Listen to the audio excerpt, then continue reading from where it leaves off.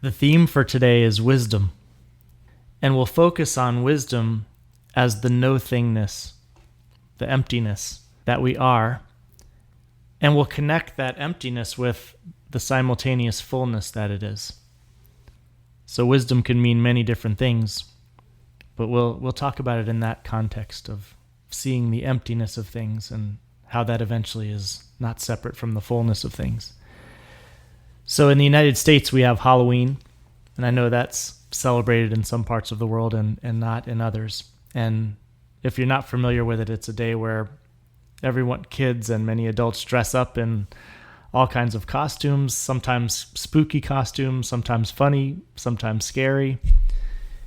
It's a beautiful day because it celebrates and brings into consciousness the dark side of things in a way that gives a space for it.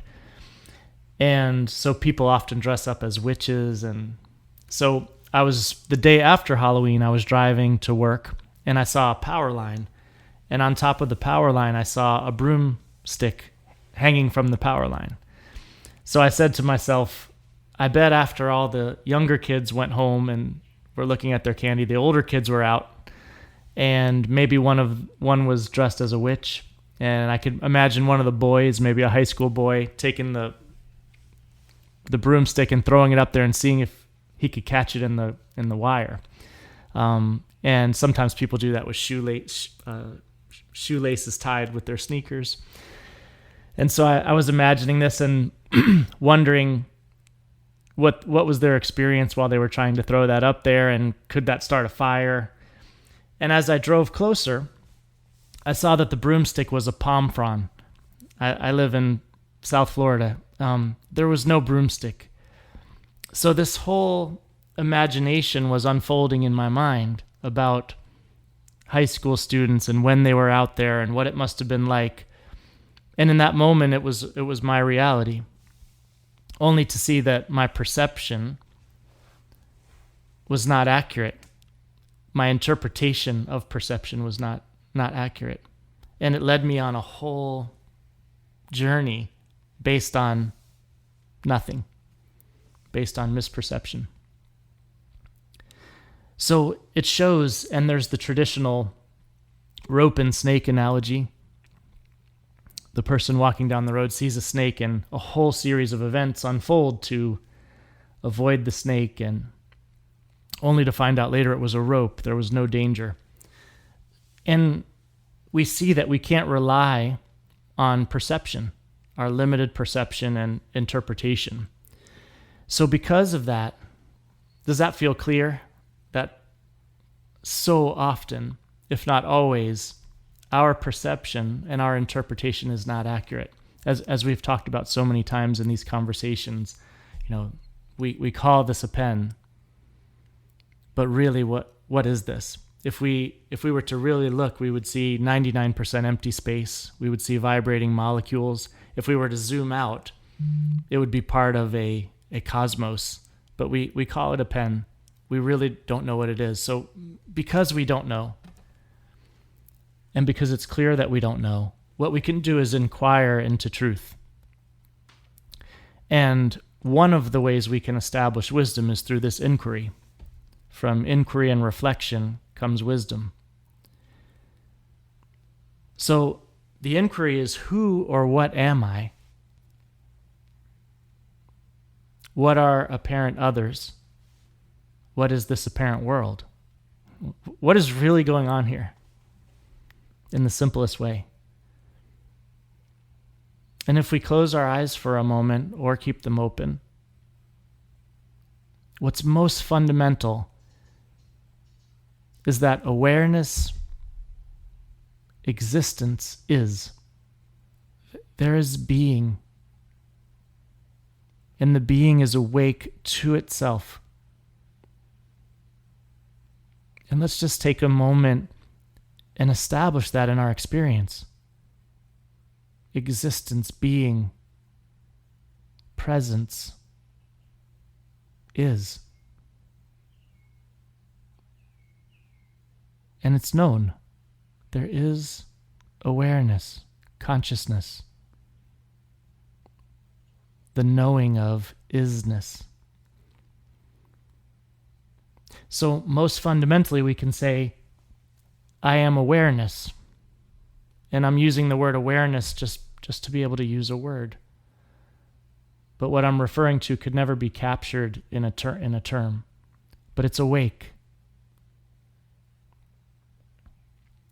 And the discernment that leads to wisdom in this context is that it's not an object. So an object is something that comes and goes. An object is something that has a boundary that says, I'm this object as opposed to that object. And it could be a thought. A thought has a beginning and an end. A thought has boundaries that distinguish that thought from another thought. So it's an object because it arises and falls. It has distinguishing characteristics that set it apart from other objects. Same thing with a feeling. Just tune into the direct experience of feeling, the feelingness.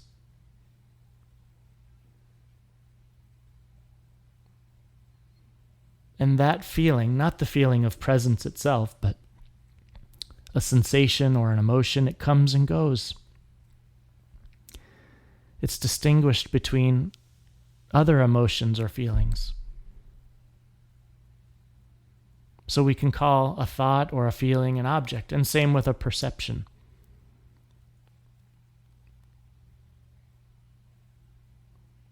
I'm perceiving something as opposed to other things. And making the distinction between an object that comes and goes and has a boundary and awareness is one of the ways we can explore wisdom. In this preliminary step here, I am the awareness in which everything that changes comes and goes. I'm the awareness in which it's seen that there seem to be two different things. Myself and another person, myself and the world, this object and that object. According to perception or interpretation of that perception, there's two different things. So the point is, I, awareness, am not an object.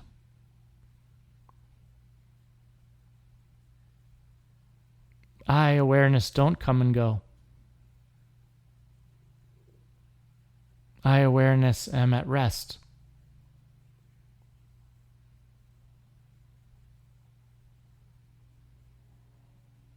Whatever happens within me, awareness, I'm free of it as the sky is free from the clouds or the plane or the thunderstorm or the sunshine that appears and disappears within it.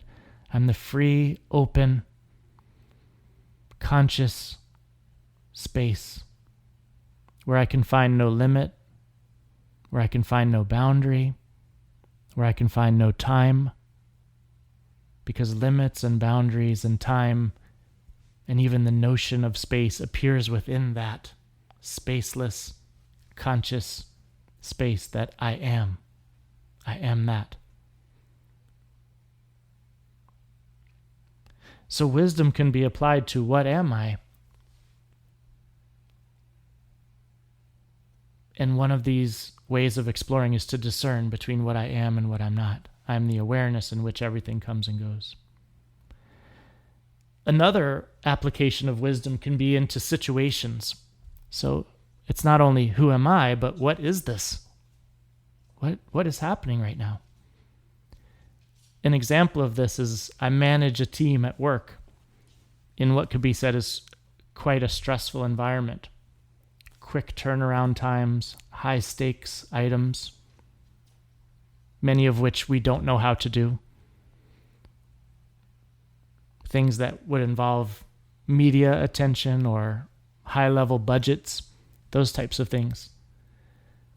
And one day, the team said I hadn't told them about something that was important, and I knew that I did. So there was this apparent divide. We didn't know about this, and that hurt the work, and yet I knew that I had told them. So I stood firm in saying, I did say it. And I looked out at this team of people, and each of them was saying, no, you didn't.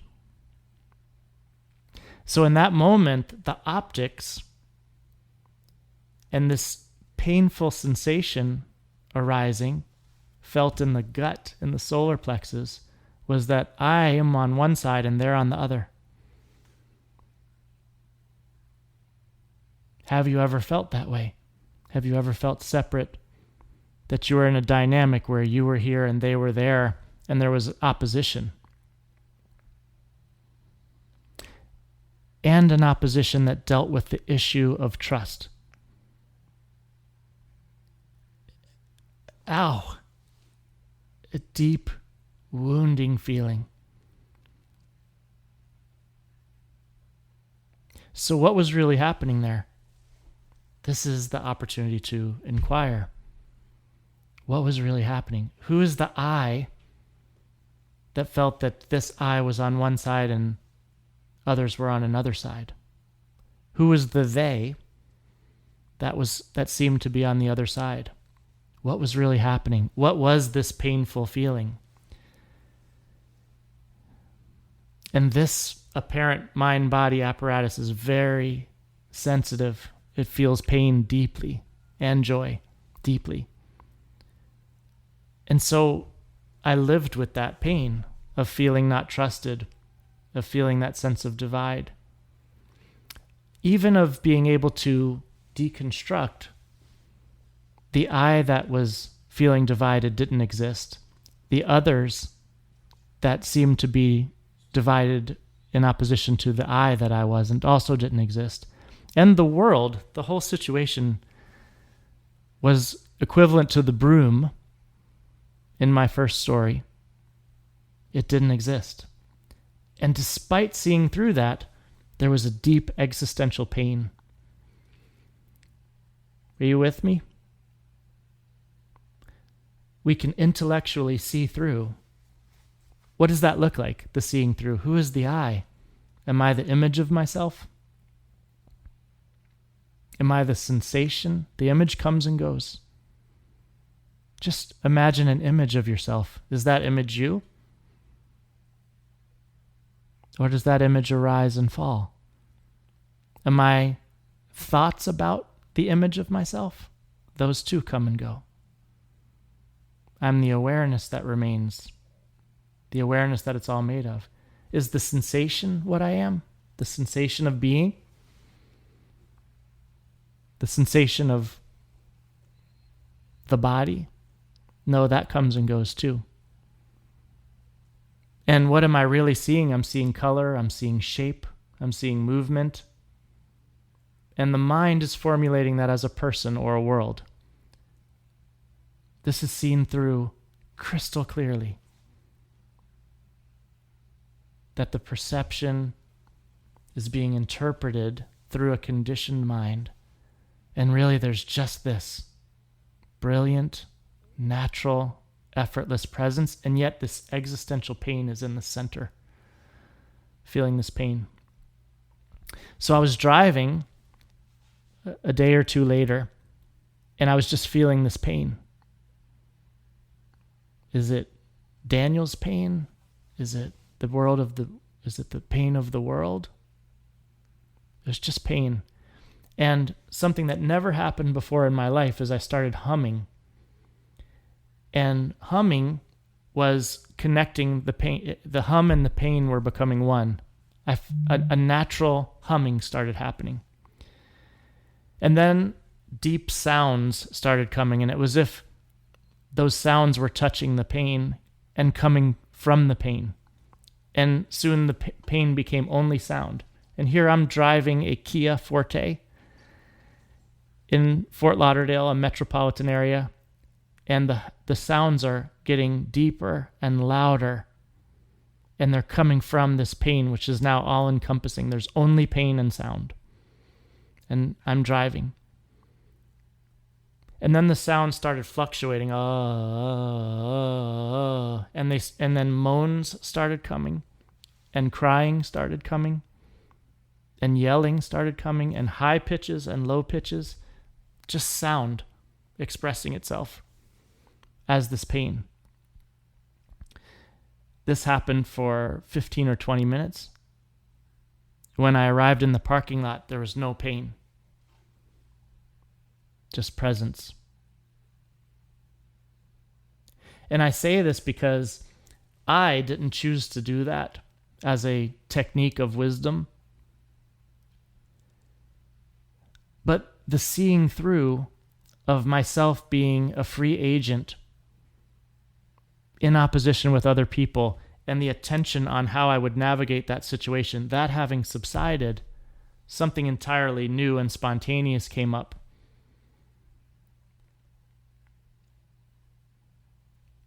I share that because as awakening awakens to itself or realize that its nature is already awake, it can be very spontaneous. It's only the mind or the sense of a separate self that's planning. Not to say there's no place for planning, but something very spontaneous like this moment can happen. It emerges like a fountain.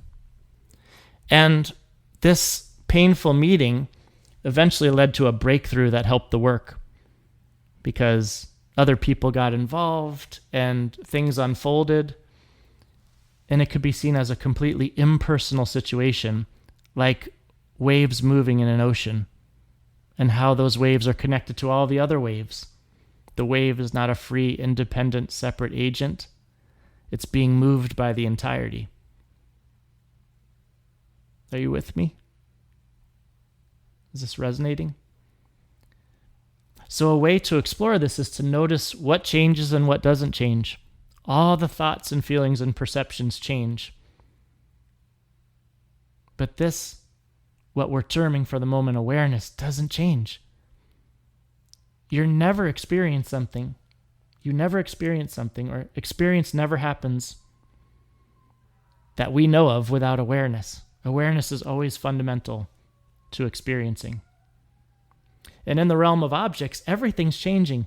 It's an illusion to think that I am a separate someone who's not changing. It looks like I'm a separate someone. This is changing. If you had a microscope, the molecules and atoms are in constant motion, and most of it's empty space. So it is so clearly an illusion that this is an object. This goofy guy with glasses is a separate entity. And it's an illusion to think that this computer or this chair or even the air is some static thing. It is perpetual movement. Nothing is static. Everything that is perceived is in constant change. Always in movement. Things are more like a verb than a noun. It's a process in movement rather than a separate, independently existing thing. And because all things are connected, there's just movement, experiencing. Everything perceived is a dance of perpetual movement. So with the understanding that everything is changing, am I a separate someone who's changing things, or am I the process of change itself? I was walking. One of the things I love to do is be in nature. Listen to that sentence. I love to be in nature, in a forest, at a beach. I like to insert myself in this separate thing called nature. You see how our language works. I am nature.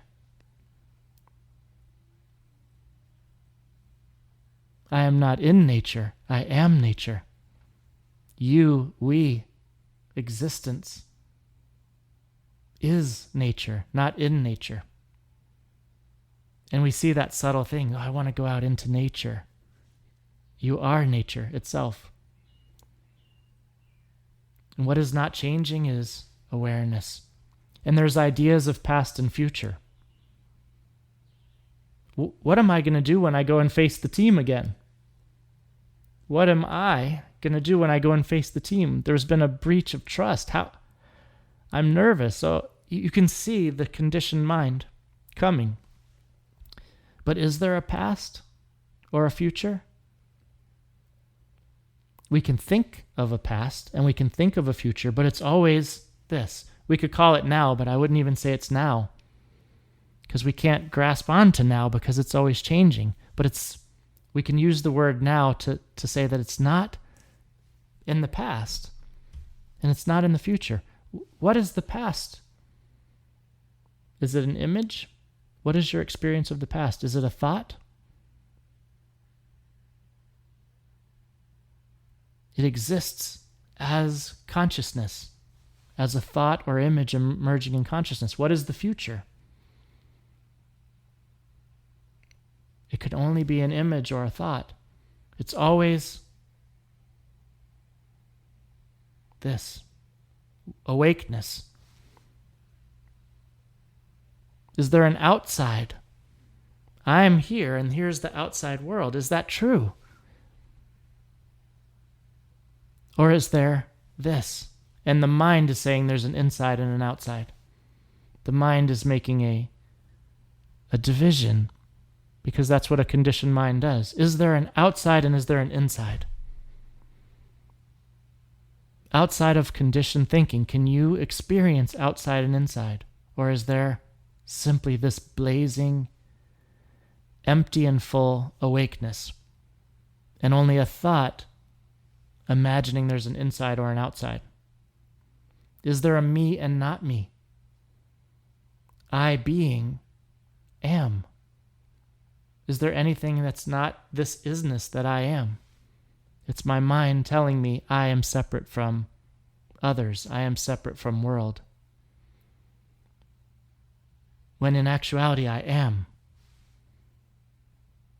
I am. There's simply this as we investigate.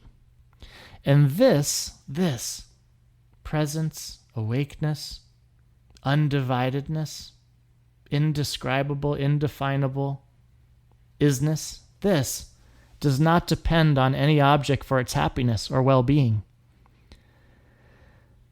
The human adventure is, I'm going to get along with my team, and because I've acquired this state of apparent harmony with my team, I'm going to be happy.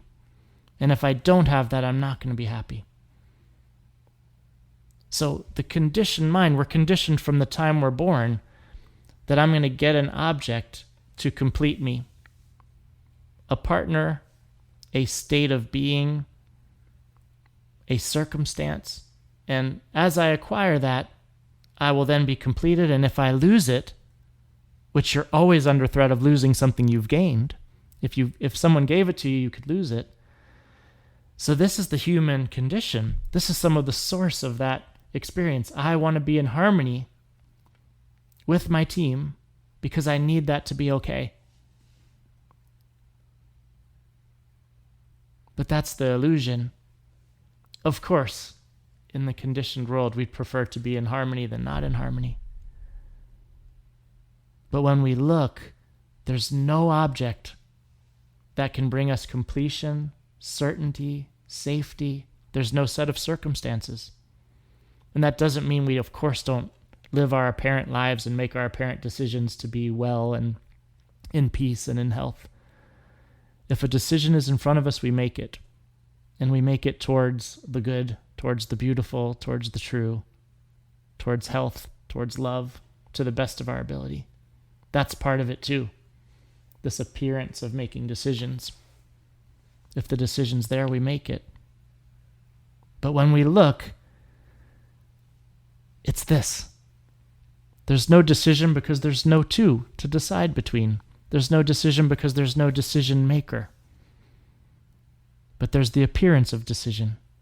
And if you feel like a decision comes up, you can make it. One thing we know is we can appear to make the decision.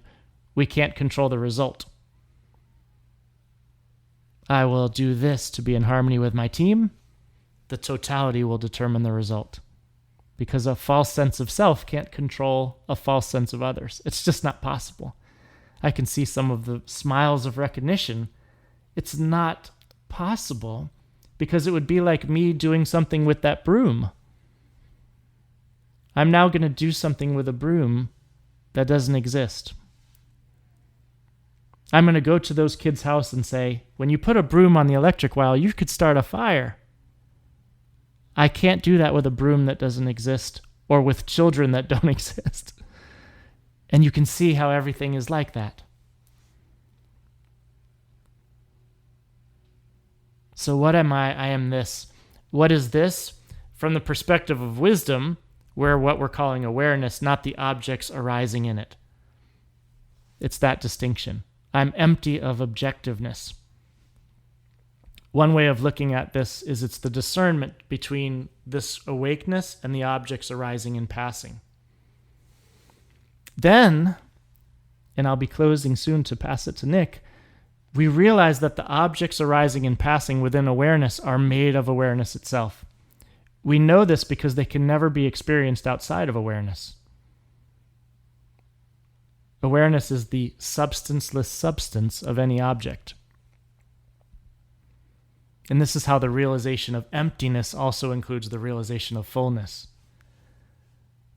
Because the emptiness of objects is the fullness of this awakeness, this presence. And what we're calling this awareness or presence is undefinable. It's more accurately approached by identifying what it's not than what it is. Because as soon as you say what something is, it's defined by what it's not. So if it's awareness, then its opposite is a lack of awareness. So we can't even say it's that, but we can say it's undefinable. We can say it's unlimited. We can say it's infinite. But as soon as we call it something, we've now made it an object, which it's not. Objects appear within it. And yet there's this appearance of everyday life. I will pass it to Nick. That's the appearance. But consciousness is passing it to consciousness.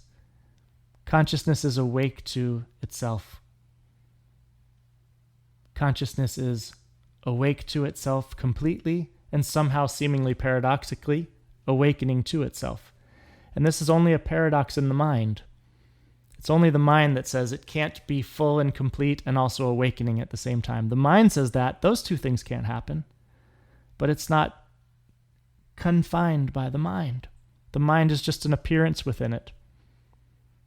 And we'll never find ultimate truth through a conditioned thought that comes and goes. So it seems to be a paradox. It's complete, whole, and also awakening to itself in this moment. It's always in flux, and yet it's perfectly still. It's complete, and it's awakening. It's just noticing this. Am I looking for security in paradise and perpetual agreement with my team?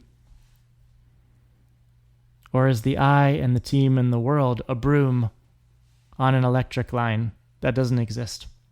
And the whole story is unfolding. So there's this, and there's this dance, and we're celebrating this dance together as one at the same time. And what a joy it is to be